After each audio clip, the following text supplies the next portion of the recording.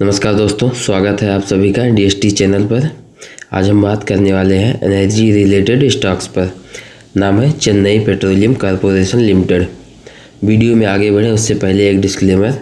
इस वीडियो में हम जिस किसी भी चार्ट या कंपनी का नाम लेते हैं या दिखाते हैं उस पर हमारी तरफ से किसी भी प्रकार से खरीदने या बेचने की कोई सलाह नहीं होती है। यदि आप ऐसा करते हैं तो उसके जिम्मेदार आप स्वयं होंगे। तो चलिए आगे बढ़ते हैं वीडियो में। चेन्नई पेट्रोलियम, सबसे पहले तो आप इस चार्ट को देखिए। आप यहाँ पर देख पा रहे होंगे कि नवंबर 2025 में ये 4 बार काटने की कोशिश की। और एक चीज़, यहाँ ये डेली का टाइम फ्रेम है, आप इसको देख सकते हैं। और जब ये नहीं काट पाया तो ये वापस से नीचे आ गया और फिर से एक प्रयास किया। फिर से यहाँ पे लगभग 950 रुपये के आसपास इसको एक रेजिस्टेंस मिला और यहाँ से थोड़ा सा पॉज लिया और फिर से वापस इसको क्रॉस किया और फिर से उसी के आसपास पहुंचा। वहाँ पे नहीं काट पाया उसको पहुंचने से पहले ही वापस आ गया और फिर से नीचे आया और एक सपोर्ट ले करके फिर से वापस उसी रेजिस्टेंस जोन में पहुंचा जहाँ पे नवंबर 2025 में पहुंचा था। लेकिन फिर से वहाँ पे अभी वापस आ गया है और अपने लगभग सपोर्ट के आसपास अभी ये ट्रेड कर रहा है। और यदि हम इसको पीछे देखते हैं तो ये पीछे यहाँ पर आप देख पाएंगे ये जुलाई 2024 में। इसको वीकली में आपको दिखाता हूँ, वीकली में आपको और ज़्यादा क्लियर पिक्चर होगी। एक सेकेंड, ये आप यहाँ पे देख सकते हैं। अब देखिए, अब आपको ज़्यादा क्लियरिटी मिलेगी।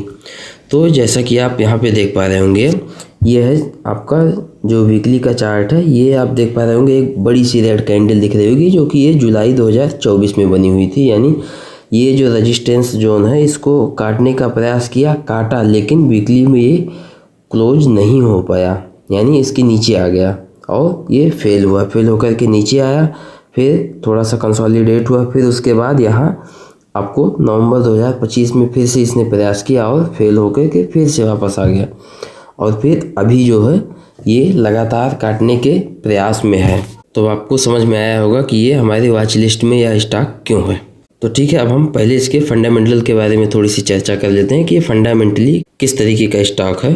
तो अब आप यहाँ स्क्रीन पर देख पा रहे होंगे market cap 14,000 crore, current price 962 रुपये चल रहा है और जो इसका हाई गया था वही मैंने बोला 1100 रुपये के आसपास, यानी 1103 रुपये। और जो ऑल टाइम लो है वो 585 का है। उसके बाद स्टॉक का पी काफ़ी कम है, 6.67 है। प्रमोटर होल्डिंग अच्छा है, इसमें कोई भी परिवर्तन नहीं आया है। और सबसे अच्छी बात जो है, इंडस्ट्री का पी लगभग 15 रुपये के आसपास है और स्टॉक का पी 6.5 रुपये के आसपास है। तो हम चलते हैं इनके क्वार्टरली रिजल्ट पे। यहाँ पर देख सकते हैं सितंबर 2025 में इनका सेल्स ग्रोथ जो था वो 16,327 था और दिसंबर में ये थोड़ा सा घटा है, 15,683 करोड़ हो गया है। नीचे आते हैं तो यहाँ पर हम नेट प्रॉफिट के बारे में देखते हैं, क्वार्टरली क्या हालचाल है इनका। नेट प्रॉफिट जो यहाँ पर दिख रहा है ये बढ़ा हुआ दिख रहा है, 1,000 करोड़ का है। फिर यही चीज़ अगर हम इसको ईयरली में देखें तो यहाँ पर आप देख सकते हैं सेल्स ग्रोथ जो है ये है मार्च 2026 का डाटा, यानी ट्रेलिंग 12 मंथ का है। तो ये यहाँ पर आप देख पा रहे होंगे बढ़ा हुआ है। और नीचे इसके नेट प्रॉफिट पे देखते हैं तो नेट प्रॉफिट भी यहाँ पर आप देख पाएंगे बढ़ा हुआ है। मतलब कह सकते हैं कि कंपनी ठीक ठाक है, ना बहुत ख़राब है ना बहुत ही अट्रैक्टिव है, मतलब ओके टाइप की है।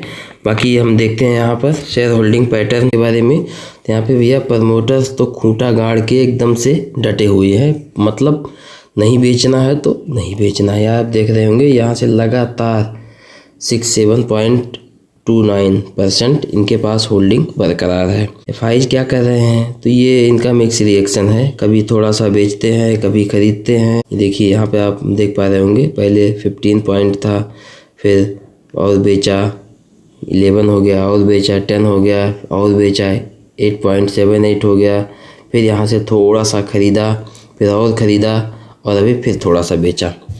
डीआईज क्या कर रहे हैं, ये लास्ट में यहाँ पे आप देख रहे हैं कि इनका बहुत ज़्यादा तो इंटरेस्ट नहीं है लेकिन थोड़ा बहुत इंटरेस्ट है और लास्ट क्वार्टर में इन्होंने थोड़ा सा बाइंग की हुई है और पब्लिक के पास में 18% है। नंबर ऑफ शेयर होल्डर्स की बात करें तो 1.5 लाख के आसपास है। तो हम चलते हैं फिर से चार्ट के ऊपर। तो ये चार्ट आप अभी वीकली में आपने देखा ही, अब इसको हम मंथली में आपको दिखाते हैं। मंथली में आप यहाँ पर देखिए, मंथली में यहाँ पे क्या हो रहा है। ये देखिए आप, ये जो रेजिस्टेंस जोन है ये बार बार हिट हो रहा है और बार बार यहाँ से रिजेक्शन हो रहा है। रिजेक्ट होके आता है, फिर चढ़ता है, फिर नीचे आता है, फिर ऊपर जाता है। लेकिन इस बार क्या है कि ये थोड़ा सा यहाँ पे पॉज ले रहा है। इसको मैं क्लियर कर देता हूँ, एक सेकंड।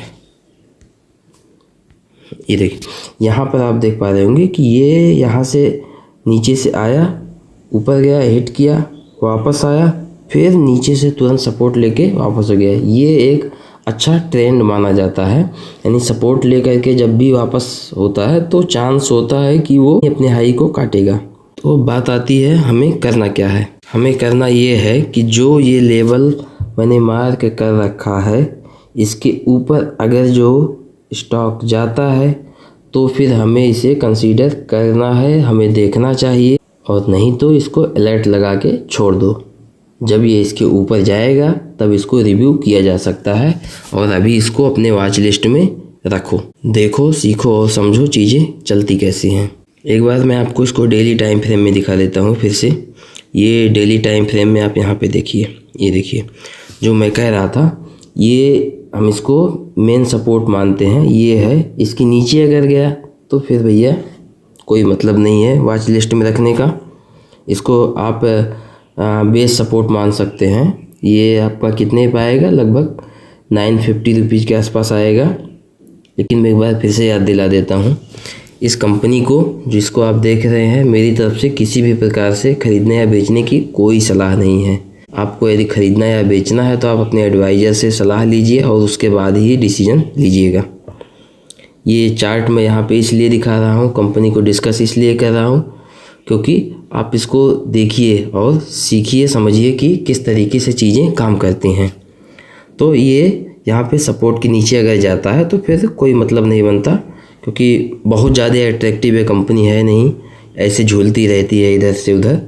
तो अगर इसके ऊपर जाता है, यानी जो ये यहाँ पे आप हाई देख रहे हैं, तो ही कुछ आगे रिव्यू करना है, वरना छोड़ देना है। अच्छा, एक चीज़ और आपको मैं एक पैटर्न दिखा देता हूँ जिसकी लोग बहुत ज़्यादा चर्चा करते हैं। फ़िलहाल मैं पैटर्न में कोई विश्वास नहीं करता, लेकिन फिर भी मैं आपको दिखा देता हूँ।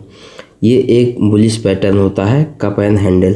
ये आप यहाँ पे देख पा रहे होंगे, ये हो गया हमारा कप और ये हो गया उसका हैंडल, और ये यहाँ से सपोर्ट लेकर के ऊपर जा सकता है।